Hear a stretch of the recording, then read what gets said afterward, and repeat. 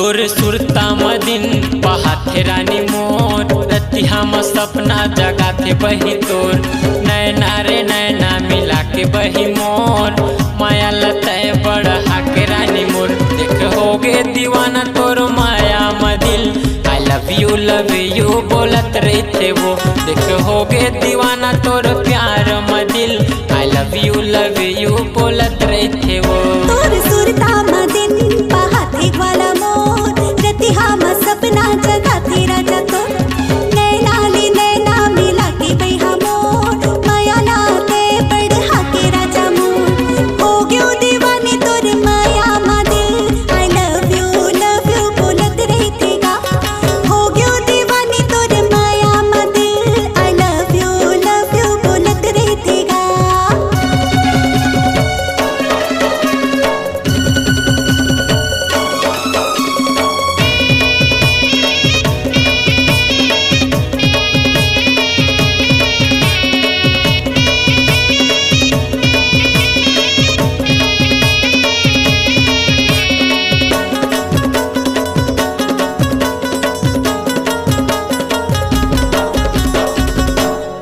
आज कल के दिन में मोबाइल आगे वो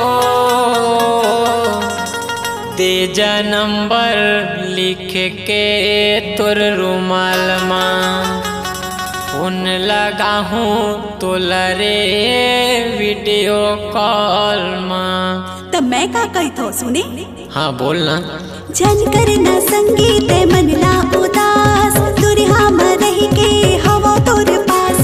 अब तो जिए के तही मोर आस तोर बिना भूख नहीं लागे मोला प्यास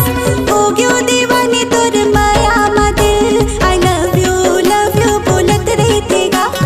हो गयो दीवानी तोर माया मदिल हो गयो दीवानी तोर माया मदिल आई लव यू बोलत रहतेगा।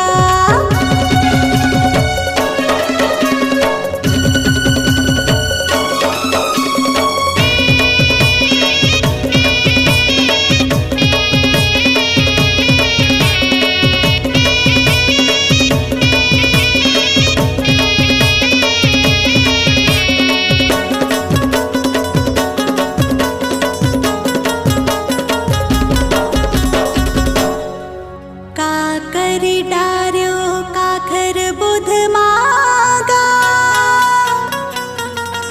अन पानी लाती आगे मोर ग्वाला ये तो रिच सुध माकारे मोर मयारो। तब मैं का कही था बताओ। हाँ बोलना। पहिर ले मोर नाव के चूरी और कंगना लेके बराती गोरिया हो तोर अंगना पूरी हाले रह के अब नहीं हवा जीना जिंदगी भर जिए के हवा वो सपना देख माया माँ हो के दीवाना ये दिल आई लव यू बोलत रहते वो देख हो के दीवाना तोर प्यार मदिल आई लव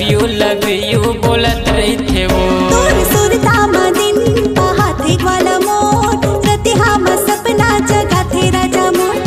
नैना ले नैना मिला के बहा तोर माया लाते बढ़ा के राजा मोर हो गयो दीवानी तोर माया मदिल आई लव यू बोलत रहतेगा एक हो गे दीवाना तोर प्यार मदिल आई लव यू बोलत रहते वो हो गयो दीवानी तोर माया मदिल आई लव यू बोलत रहते वो